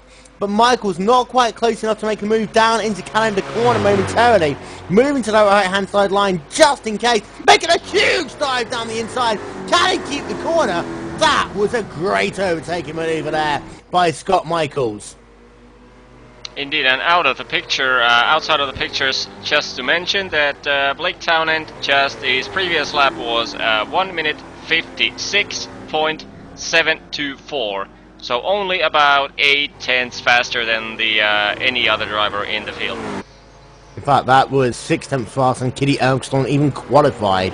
So once again, Blake Townend rubbing it in just a little bit now. I'd say, though, that move by Michaels on Sean Lee's breathtaking into Canada. For no other reason, that corner just tightens up so much as you approach the apex. And if you try and make those big dives down the inside, you've got to be so careful that you can hit that outside curb after you've made the corner and not get onto the gravel. Because if you do, the corner is famous for being called Canada for the simple fact that if you hit that tyre barrier, you will probably end up in Canada. Well, those urban myths. And I tell you what, though, Scott Michaels is charging ahead now. He's got himself up into the 4th position. Andy Kerstop is only 2 seconds behind. He looks as though he is going to have to try and charge down Sean Lees. And it looks as though that gap is closing, Yoni. Yeah, pretty interesting spreading the lap times. Well, Andy Kerstov naturally being the one being a lapped car, and yeah, pretty much. Despite excluding the top 2 guys in the Riley field, the lap times seem pretty consistent. As by the way, Scott Michaels is starting to lag a little bit. Let's hope that his internet is not going to give up, because he started this race way back in 11th position and currently fought his way up into 4th. So we'll keep an eye on that Andy Kerstov battle with Sean Neeson, Scott Michaels. Scott Michaels, remember we talked about how he had some issues early on in this race as he came up to put a lap on Dan Rash and Paolo Valente, blinking out literally as he was getting close to each of those drivers. Very, very close there to causing a huge drama. But a little bit further ahead in the field, Charles Pinot and Henrique Van Dukes. Henrique Van Dukes actually closed that gap now down to about 10 seconds. His last lap, 1 minute 59.8. When you compare that to Charles Pinot, he did a 1 minute 58.774. But if you have a look back through the laps, looks like Pinot's had a couple of slow laps recently. When he's just getting a couple of silly small little mistakes, and that is what is allowing Van Dukes to just keep that gap honest between those 2 drivers. Yeah, and I think Manduke had in the last lap he had some traffic to deal with, so that took just short of a second off from his lap times, and he's having one of the Mustangs again in the middle of a corner. This is one of the parts that I call it like luck being a major factor here, because some of the guys with the fastest cars in the multi-class, they seem to get the traffic every time in the middle of the straightaway, which pretty much causes them 0.0 seconds, whereas one guy that might be battling with them within half a second, they might get them going into a corner, which causes them at least a second. So Henrique there showed a perfect example of how you lose a second because of a slower traffic. Not that anyone would do anything wrong, it's just like a bad timing. Yeah, and as you were saying earlier on about being perhaps a second of the 2 Mustangs battling for positions, Van Dukes there having to make a quick decision coming out of Canada corner. For the Rileys, it's almost the other way around. The first driver always seems to get that little bit of an extra advantage because he's the one that will dictate in which direction the Mustangs will have to go, be it to the left on the racing line, for example, or to the right. Therefore, the drivers behind him, they normally have to follow through in that same direction. So the driver ahead will always have that foresight of knowing which way he's going first, and then everyone else almost has to follow the leader. And Yanni's lost for words. We've got ourselves 15 minutes left of the Grand Am Premier Series race from Road America. Let's not forget, for everyone who has enjoyed this race today, we will be back next week at 4 PM GMT for the 2 hours of the Glen. Round 6 of the Grand Am Premier Series on Glacier TV. That will be next Sunday. And then the Sunday afterwards, 4 PM GMT once again for 90 minutes of Indianapolis. Glacier TV bringing you the entirety of the Grand Am Premier Series all season long. For more information, check out glaciertv.com or iRacing.com. Currently, Scott Ford, by the way, did not manage to get the repairs done, in time, so he's now still getting the repairs, but he's now behind Kitty Engström and Matthias Camargo, but still in the same lap. And for these drivers, we'll explain this momentarily. All of these drivers have talked about iRating. What iRating is, it's a numerical representation of your career progression within iRacing. Essentially, it's the driver who has the highest iRatings, either the most experienced or the best. But the simple fact is there's a huge smoke there on the back straightaway, and that is Henrique Van Dukes. He's got himself a slow Carson Delcher right ahead of it. I think that Delcher had a spin there. Yeah, he did. It's a huge slide as he came for the kink. I'm not quite sure, but I think he might have been able to keep that out of the wall there as he just locked onto the brakes. Got it 90 degrees sideways, but that was some good thinking there by Delcher as he managed to keep that car out of the wall. And yes, in fact, he'll keep that 7th position as well because there was no one around him. But back to the whole debate on iRacing. Drivers like Scott Michaels and Paolo Valente, you have drivers number 1 and 2 respectively. They are either classified as the most experienced or the best drivers simply because they have got themselves more top 5 finishes, especially on a more consistent basis. Now, every time you enter a race, All these drivers are paired as close as possible by their iRating. We have 2 splits here today. We're broadcasting the top split, and the top split is the one that will have the best drivers out of all of those who entered the race. Now, when the race finishes, the drivers who finish, let's say roughly in the top half of the field, will gain iRating, and the drivers who are in the bottom half of the field will lose iRating. How is this important? As we go into the rest of the races for this Premier Series, when the drivers enter a race, the higher their iRating, the more chance they are to be able to fight to get into the top split, and that is where the most points are available, and the more points you get, the closer you are to getting yourself some prizes. Indeed, and just to give like approximate of what we're dealing, what kind of skill level are we talking about here? As you register to iRacing, your starting iRating is going to be 1,350.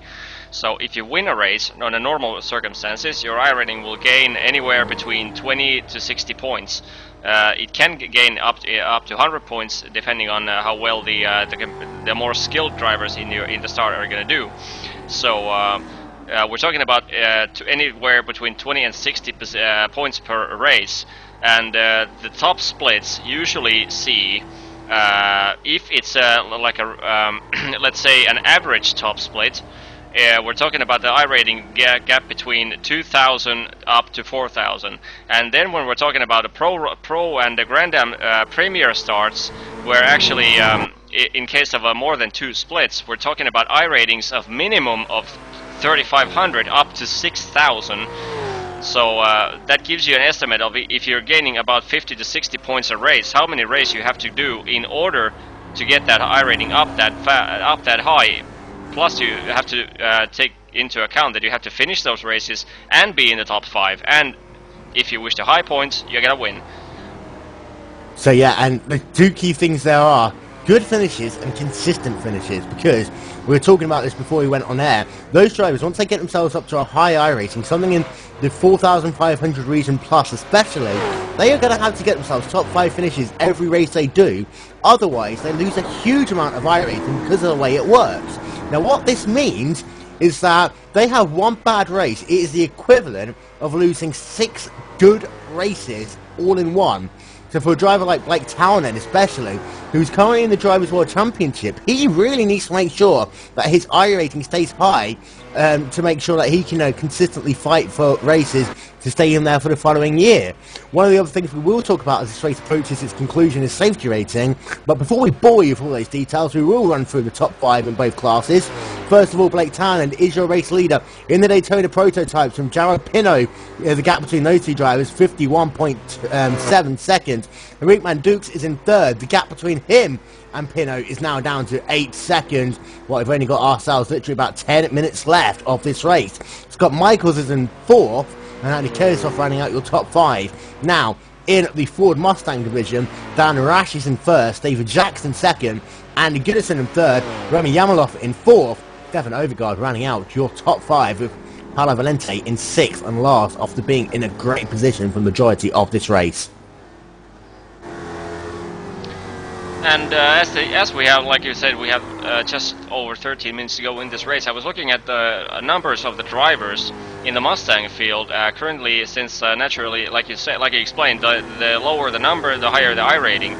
And looking at the current Mustang field, out of the 18 cars we currently have in the top split, the Mustang drivers are the numbers 2, 3, 6, 9, 12, and 18, meaning that 4 out of the 6 Mustangs are at the top half of the iRating base, and in that sense, the winner Mustang of this race might actually gain more points than the winner of the split in earlier today.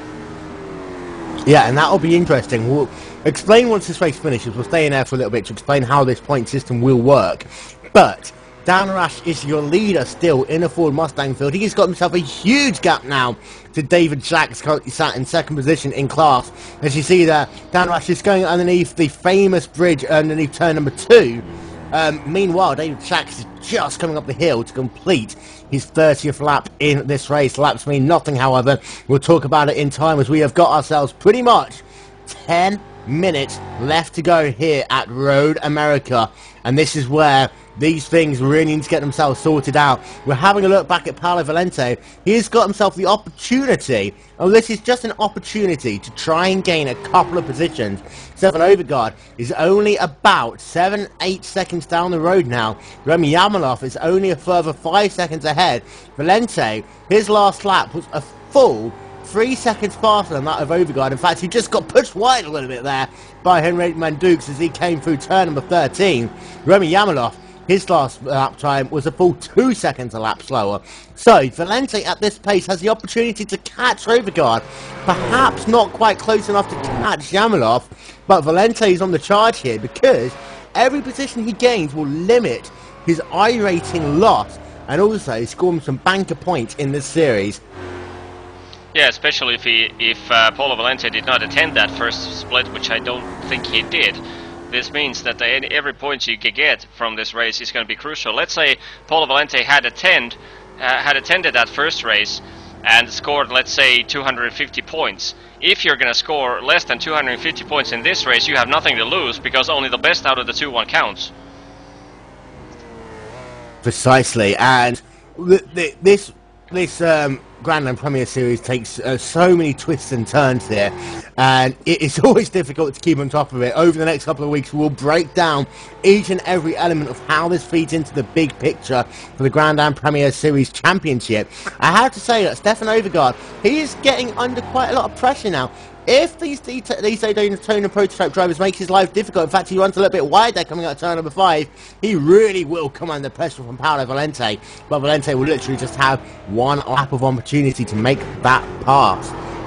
A little bit further ahead. Go on. Yeah, looking at the lap times, last time it was 3.5 seconds a lap. Now it was only 2.2 seconds a lap that Paolo Valente caught Stefan Overgaard. But yeah, like you said, he had to deal with a little bit of traffic there.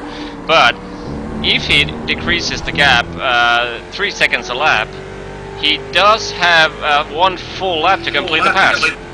Andy Karasov is closing down on Scott Michaels. Michaels just went wide in turn number 8, and that has allowed Karasov to close right down to within a second now. Karasov smells blood. He's in the top 5, but he's now fighting to try and get that 4th position away from Scott Michaels. With less than 10 minutes left to go, we're going to have a great fight for 4th position as this race reaches its conclusion. Let's not forget, Karasov has fresher tyres off the 2. He pitted a lot later, in fact, almost half an hour later than Scott Michaels.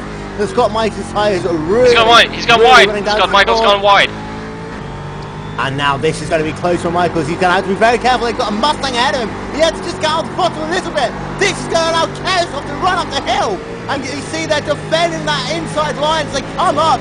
Karasov now getting the job, moving to the left-hand side. There's going to be a case of who is the last late breakers, but Karasov looks as though if he can just break in his normal point, he will get the pass. And Andy Karasov moves himself up in to the 4th position. He gets sideways there. And that allows Michaels to get back past as they come down into turn number 2. They'll be 2 wide once again.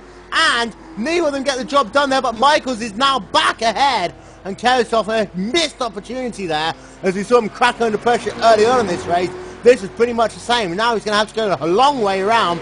He's going to try and make the move into turn number 5. And he looks as though he's got himself side by side again. Great racing between these two drivers. Karasov later on the brakes. He's going to try and swing it around, but they almost connected each other. And now they're going to do the crossover underneath the bridge. But they got themselves a Mustang ahead of him. And that causes Karasov to lose out big time there. Yeah, that was incredible stuff. 5 straight corners that went too wide. And Karasov getting sideways again. That allows Michaels to pull out by a full second there. That just shows you how every little mistake is costly here in this race at Road America, where straight line speed and momentum is so important. And Karasov there pushing to the absolute end here in this race. You've seen him make some small little mistakes in that number 14 car. That setup really is on the ragged edge. Meanwhile, Michaels. Paolo Valente caught 2.7 seconds of Stefan Overgaard. The gap is now down to below 7 seconds. If he keeps his pace up, he still have 3 laps to go in this race. He's going to get the job done. Yes, and this is where things get very, very interesting. We're going to have ourselves a grand finale here at Road America. We've got ourselves two great battles on the racetrack. At some point I need to stop to breathe for a moment, otherwise a blood vessel will burst. But we're going to have ourselves Paolo Valente closing to try and get himself away from the wooden spoon position in the Ford Mustang. Andy Kerstoff is going to have to try and close down some of that gap to Scott Michaels, which is now up to 1.7 seconds. Henrique Mendes in the pits. Henrique is in the pit lane. I cannot believe that. He must have been short on fuel. He must have got it wrong. And that is going to cost him a podium finish. And Rick Van Dukes, after having a great race, in fact, he was closing down Gal Pino in the battle for the second position coming up to that pit stop, has had to make a pit stop at the end of the race here with less than 3 laps to go. And that is heartbreaking for Mandukes. Yeah, definitely. Drop into 6th position. He had a pretty much solidified 3rd position coming, and now he just threw it all away because of a poor calculation of fuel. Yeah, after that race, if I was him, I would go over, find my crew chief, and just punch him in the face for that mistake. That is really, really going to be costly for him as he loses position, not only to Scott Michaels and Andy Kerstoff, but also to Sean Lees, putting him all the way back in the 6th position. As we have got drama, as always here on Glacier TV, in those final couple of laps. Wow. Scott Michaels, Andy Kerstoff is getting closer again. Paolo Valente took 4 seconds off from Stefan Overgaard in that last lap. He did a 2:32.688. That is breathtaking there by Valente. If you want to compare that to the time set in qualifying, that would put him pretty much in good stead. In fact, that is almost as fast as half these drivers qualified for this race. So Valente really is charging late on. He can now see that car, Stefan Overgaard, ahead of him. Roman Yamalov is likely going to be able to get away scot-free this time. However, Valente Overgaard, that is going to go down to the wire. And Overgaard's got to be careful now. He can feel that pressure building up behind him. That car of Paolo Valente closing down oh so quickly. However, to move back to the Daytona prototypes, it looks as though Kerstoff has faded. Has got a blown engine. That is Scott Michaels at the end of this race, and this is going to be crazy finish. He is really smoking up here now. This is a crazy, crazy finish at Road America. Scott Michaels is coasting home, and I cannot believe this. Kerstoff is going to go past him, and it looks as though Michaels is just trying to cruise home to avoid that car from blowing up. Yeah, that cloud of smoke is going to be a terrifying sight for all those guys coming behind. And look at it, the whole half of the straight is covered with smoke. And all these drivers are going to be thinking, what the hell is going on? And what the hell is happening ahead of me?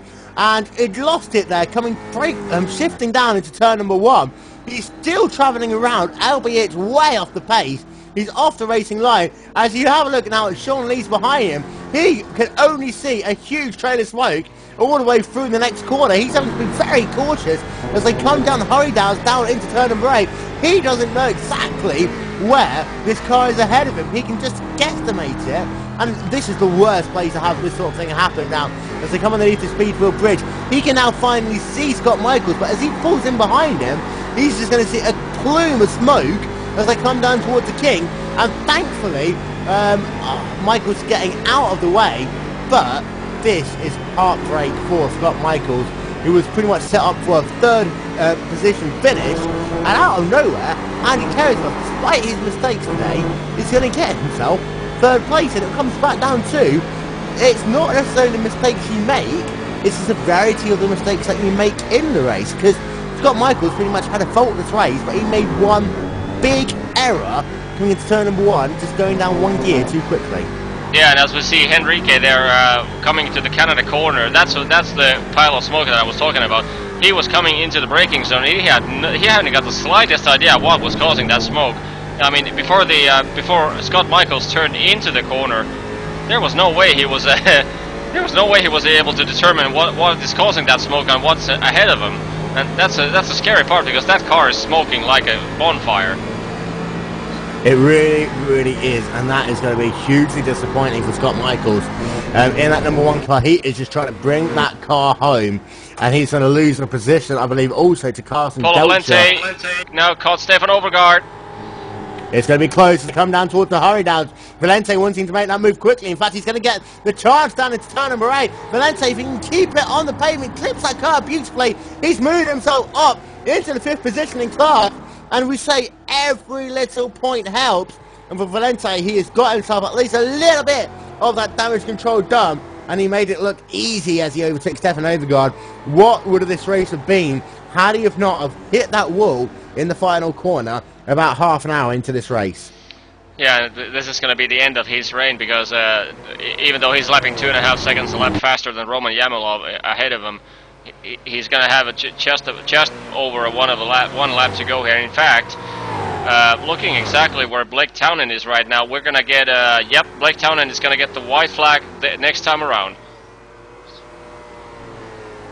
So Blake Townend is getting very close to the completion of this race. He's coming down the back straightaway momentarily. He has got himself a lap and a half here at Road America before this race is done. He's coming down into Canada corner. Thankfully, no smoke ahead of him this time by. However, he has just been the dominant force in this race all race long. The gap between himself and João Pinot, 1 minute and 5 seconds. You almost think that these guys have been racing for 4 or 5 hours with that sort of gap, but Pinot has done a sterling job in 2nd position as well.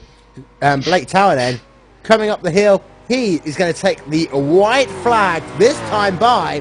1 more lap to go for Blake Townend, and a little bit further back we've got João Pinot in 2nd, Andy Kershaw from nowhere in 3rd, Sean Lees is in 4th, Haroon Manduk's in 5th, and tell you what, Scott Michaels, his car is still going around. Yeah, I'm currently watching Scott Michaels, and he's lapping with the pace of the Mustang in front of him. He's unable to carry enough speed on the straightaway to get past the Mustangs. And it will be interesting to see if he's going to blow that engine coming into the final straightaway. Oh, what a smoke! For those of you who are watching this, this is crazy. And it shows the heart there of Scott Michaels. Many another driver would have just pulled it off the racetrack and given up by now. Then that whole rage quitting experience, chucking the helmet to one side, throwing the gloves off. But no, Scott Michaels, determined to bring this car home. He almost is thinking that he's at the Circuit de la Sarre, thinking that you have to complete the race. Whereas here, you know, you can just pull off any time you want. He has got Karch and Delcher behind him.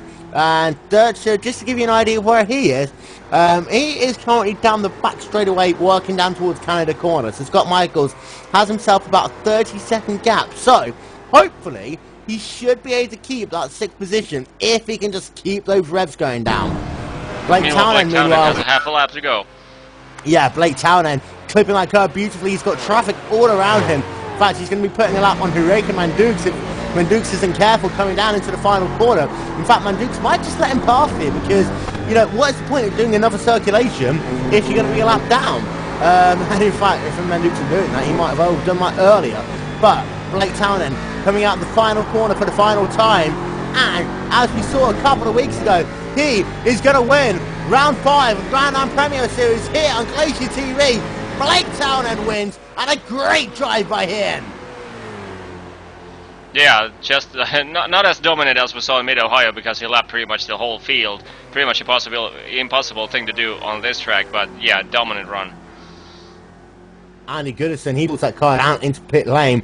He has completed his race. We are now going to have to wait for João Pinot in the 2nd position to come home. He is currently working all the way back at the exit of the carousel, just coming underneath the bridge. You can see that's bonfire going on ahead of him. He doesn't know where it is as he approaches the kink. He just has to hope that it doesn't blow up ahead of him. And as you see, Scott Michaels, he is going to be able to bring it home by the look of it. João Pinot, however, he looks as though he's going to come home in a strong 2nd position here today. And this is going to be a result that Pinot really wants to see as he comes through the final couple of corners. And I have to say, Yeti, a great performance by that number 5 car. Indeed, and Dan Rash in the screen, number 6 car Mustang is coming to take the win of the Mustang field. And just as a dominant performance from Dan Rash, excellent fight between him and Paulo Valente in the beginning. Sadly, Paulo Valente had that misfortune of going twice off track and having to get repairs. But yeah, excellent job from Dan Rash. And the Kerstoff will be a further 20 seconds behind. And as I said earlier, it's not necessarily mistakes you make, It's the severity of the mistakes that you do. And Andy Kerstoff, he has made some mistakes in this race today, which could have cost him a little bit more time, which could have given him the chance to fight Pinot for second. However, Andy Kerstoff will come home third in this race, and if you were to tell him that, coming down into even the first half an hour, he would have laughed in your face. However, with Sean Lee's having issues, Scott Michael's having issues, Rick Manduk's not having to kill his crew chief, Andy Kerstoff comes home in third. Sean Lee's having a look now. He comes home in the fourth position. And, Yoni, I'm going to have to ask you, driver of the race.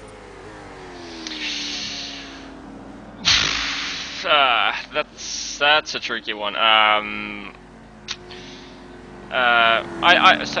said it a dozen times. I hate hot lapping races, so I'm going to go with Andy Kerstoff. And Kerstoff, he did make some mistakes, we know that, but he did recover from them well. I'll tell you what, that move down into the final corner about half an hour into this race, that was really, really impressive. We'll be back in just a matter of seconds' time. We are just hopping somewhere. We'll be back in a minute.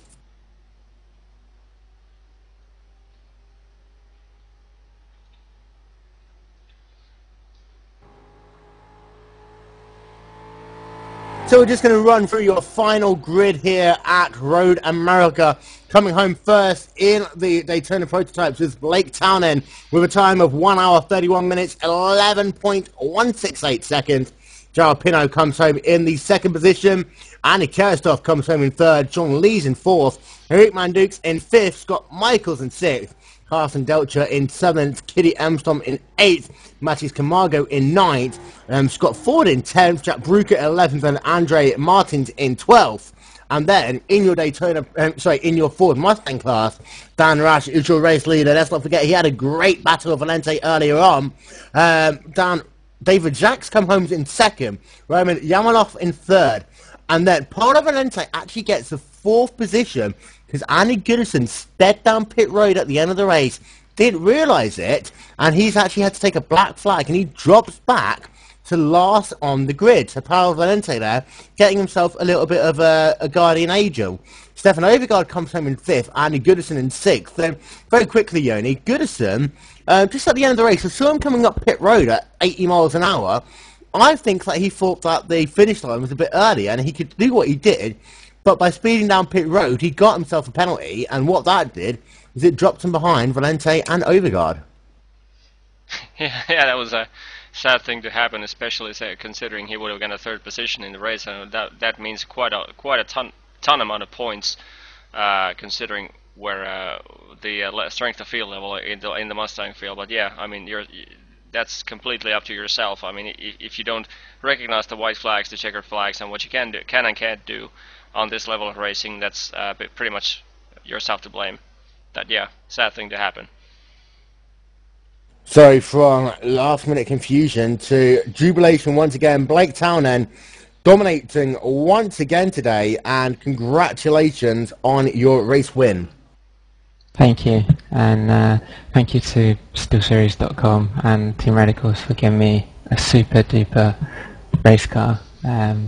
Made no mistakes, everything went perfect for both races, internet connection lasted, so this weekend's been brilliant, much needed.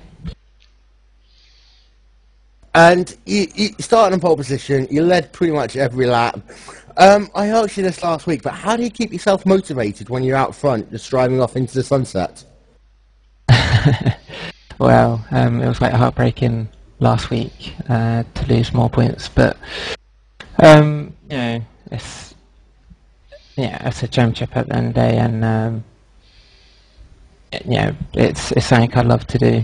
Go you know, play racing games and stuff, and also trying to win the big prize money and you know, coming first in the championship. So yeah, I'm quite motivated, and I need to be if I want to win it, because I need so many points. You know, I've had a few poor races, and that's set me back in the championship. So you know, two good races like this will motivate me even more for the next round. And how does these race wins compare with, the emotions you feel in the Drivers' World Championship on the Formula One side? Because whilst you're not winning each week there, I mean, there's two completely different style of competitions. And how does a win translate to, say, a top 5 finish in the DWC races? I've only got one top 5 finish in 2010, so it's quite tough in the DWC. So even a top 10 is quite rewarding because you spend so much time practicing for the race, and the race itself is very competitive. So it's very rewarding, but taking a win in a 90-minute race is, I think, just as good as a top 5 finish, to be honest. And you say 90-minute race. Next week we're going to Watkins Glen, and that will be a 2-hour race, which has its own connotations attached to it, if I am not mistaken. Not only is it round 6 of the Grand Am Premier Series, but if I am correct, it's also the second round of the North American Endurance Championship. And that 2-hour race, it's only 30 minutes, but that really does play havoc on strategy. And are you going to have to take a different approach to that race? Something I'm definitely going to have to think about, although I don't have too long to think about because it's only next week. But it's a long race and anything can happen, as shown in the previous races. Just got to hope that my internet connection can last the full 2 hours. If it does, fantastic. But it's quite nice to have another championship within a championship. So yeah, that's pretty cool in itself. And then the 3 races in a row, I mean, that really must be draining on your entire schedule, not only for yourself, but the entirety of the Radical Steel Series team. I'll talk to Annie again in a minute about it, but there must be some great teamwork going on for the entire Radicals team to be able to prepare for 2 big series all at the same time. Yeah, definitely. We've got a very strong team of great drivers, pro drivers and community drivers. So Team Radicals is a very strong team, and I think will be when it comes to stuff like driver swaps. So yeah, setups. I admit it was a struggle when we first started because the car was quite responsive, so it was very unstable. So we had to take a different approach of setting the car up to make it more stable, so we can push when we need to during the race. But overall, the team's done a fantastic job as always. Well, congratulations on your race victory, Blake Tarnan. I'll tell you what, if I was to say this to you, even half an hour into the race, Andy Kerristoff, you would have laughed at me. But congratulations on 3rd position. That's rather fortunate, really, with 2 cars blowing their engine in front of me. One of them being Scott, which is unfortunate. But yeah, very happy with the 3rd place. And I kind of made it a theme of the day about mistakes. And then on a track like this, with huge braking zones, drivers are always going to make mistakes. Is it, though, the fact that you only made little mistakes that kind of helped you out at the end? And just how tough was it to keep that momentum, especially after you had a couple of big lockups about half an hour in? Yeah, turn 2 is always my difficult corner, whichever car I'm in. If I try to brake late, I end up locking up and going wide. And I think Sean might have known that and sort of pushed me into turn 2, and I ended up going off. I think I did it 3 times, but apart from that, I was pretty good most of the race. So yeah, I'm pleased with that. Managed to look after my tyres, and I put a full tank in at the start, so I was last to pit out of everyone. Yeah, very happy with 3rd. And we'll come on to the pit strategy, actually, because you did look at the end of the race that you did really have a lot of speed, and you closed quite dramatically whilst you were battling, I think it was Scott, in the battle for what was essentially 4th at the time. But Was that the right way to go, you think, in hindsight, by pitting late and just getting fresh tyres like last run? Yeah, I'm normally heavy on fuel during the race. For instance, at Daytona, I'll use about 2 gallons more than AJ Roselli or Blake. You know, so it's pretty tight for me. So I might as well just shove a whole load in and see where we go. I know that whether I put 10 gallons in or 8 gallons in wasn't going to change anything in the pit strategy, because I was going to have to change tyres, which takes longer. So realistically, I'd rather stay out there and give myself more options. The problem for me was when Sean pit, I had 3 or 4 really bad laps doing something between 2:01 and 2:03, which made me, after the pit stops, come out behind Sean. And I'd say we do have to congratulate you on the third best overtaking manoeuvre of the weekend. That manoeuvre into the final corner was breathtaking there, on a teammate pretty much no less. But coming into the next couple of weeks, you've got yourself the 2 hours of the Glen next week, and then the 90 minutes at Indianapolis the week after. How do yourself and your team, I know you're the integral cog in the Radicals team, how do you keep everything motivated and keep everything flowing over these next couple of weeks, not only having the Grand Am Premier Series to think about, but every other thing that you're racing at the same time? Oof, that's a good question. Realistically, everyone's really motivated for this. Ever since the first sort of really big season when Wyatt, Blake, Frederick Forstad and Yaroslav racing with, in essence, the DP, it's always been a car that everyone in our teams love to drive, so motivation's pretty easy. The difficulty really is for Scott, who's been racing the Mustang, and racing the DP, so it's pretty tough for him, especially after watching Le Mans right the way through, and then having to wait for this race and the one before doing the Mustang. So for him, on little sleep, it's pretty hard. But for me, and I think for pretty much everyone else, it's a pleasure. I'd have to say for Scott, I think maybe he would have wanted a quick power nap, as it was just one little gear change that ruined his day in the number one machine. But I'm sure he'll bounce back for that. I'm sure you'll be hoping to keep that momentum that you got today over to the next couple of weeks. So congratulations on your third place finish. Meanwhile, in the Mustang class, Dan Rash, congratulations on your race win. However, you made it pretty entertaining with us for the first half an hour. Oh, thanks, Will. Yeah, the first part was pretty close between Paulo and me. He's a little more aggressive than I was early in the race, so there was a lot of position changes in the beginning. It was really sad to see him go off, though. It looks like he had contact with the tire barrier in the last corner, and then after that, it was he was pretty much out of the race, and it was time trials for me. And as I was talking to Blake about earlier, and that momentum, that kind of mental constraint, once you're in that kind of time trial phase, how do you keep that momentum going? Is it a case of just, trying to set yourself a target lap time each and every time, you start a lap, or do you just try and keep it safe and clean? Because we did see you drop off a little bit there, as you're just trying to keep the car, bring it home in one piece. Oh yeah, I definitely dropped off quite a bit. Sometimes you lose focus a little bit when there's not anything in front of you that you're chasing. So you'll see a couple of mistakes where I might have put 2 tires off or something like that, and I left a lot more room for the DPs, especially once I wasn't fighting for the lead. I mean, there's really no sense in holding them up. I was doing well in my race, no need to slow down theirs. So I just, made sure to identify my visual reference points and hit my marks every corner and keep it all the way to the end.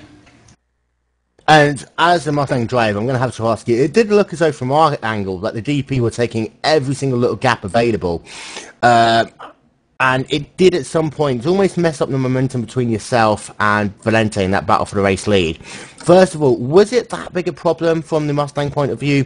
And secondly, how do you work those opportunities when you are in the slower car, knowing that you're going to have a stream of prototypes, flying past you? Well, I think the prototypes in this race are pretty generous. I don't think there was a single instance where I was slowed up by them, really. I tried to give them as much room as I can. I know I've done some practicing in the DP And whenever we come together, if I give them half a second, it saves them about 2 seconds. So in most instances, it doesn't really make sense for the Mustang to get in the way because the speed differential is just so massive that I can understand the DP's perspective. They're not really being aggressive so much as they have a lot more on the line to lose being held up by a Mustang than a Mustang does giving way to a DP. There's just a really, really big speed differential. I know in some other multi-class races, you'll also have an advantage when you're in the slow car because you can pull out and draft behind the faster car for a little bit on the straights. Well, you can't even do that here. The DPs are so much faster, but by the time they get in front of you, you can't even catch their draft. So it definitely makes things a little bit wild, especially in the tighter corners. It gets a little panicky maybe, but that's just the way the cars are. So you gotta run them the way they're built. Well, going next week, we've got the Glen, a track which is always fun to drive in the Mustangs. In fact, I've driven it a number of times myself. I'm guessing you're looking forward to that a lot more than Indy the week after. I'm actually looking forward to both. Watkins, I'm looking forward to. It's a little bit easier of a track. It should make it for really close racing in the Mustang series. Maybe then I'll have a little bit of a closer shot at Dave and Evan, who were in the earlier race in the Premier Series. Those guys are wicked fast. They were, on average this week, a full second faster than me. So maybe at the Glen, it'll bring us a little bit closer together. And it's also, the longest race I've ever done in sim racing. 90 minutes is the longest I've done so far. So that should be interesting. But at the same time, I've never done a race at Indy before, so that'll be a whole new experience. I'm really looking forward to both. Well, congratulations on your race victory in the Mustang class. Very quickly, just to run through the top 5 in the championship on the Daytona Prototype class first. Anthony Rossolini is still leading the chase. He wasn't in this race, however, today. Blake Townend is sat in the second position. Jalapino in third. Kitty Armstrong in fourth, and Christopher Roberts is in fifth. And then having a quick flick over to the Mustangs, we have got ourselves Dave Geelink in first, got Michael second, David Jacks third, Evan Milliard in fourth, and Harik Zorek in the fifth position. That is, however, time for us to say goodbye. As I said, we'll be back at 4 p.m. GMT for the next couple of weeks for the Grand Am Premier Series. So set your watches. We'll be doing the 2 hours of the Glen next week. And then the week after, we have got ourselves 90 minutes of Indianapolis. And also this coming week, we have got ourselves round number 7, I think, of the Torque Creek Racing Touring Car Championship on Tuesday. Round number 7 of the Torque Creek Racing Summer Super Cup on Saturday. Big Dog Racing will be on Tuesday night, US time, Wednesday morning GMT, and also on Sunday the Afterburn IndyCar Series will be coming to you delayed by a couple of hours, which will be at Richmond. Meanwhile, from everyone here at Glacier TV, it's time to say goodnight. So goodnight. All right.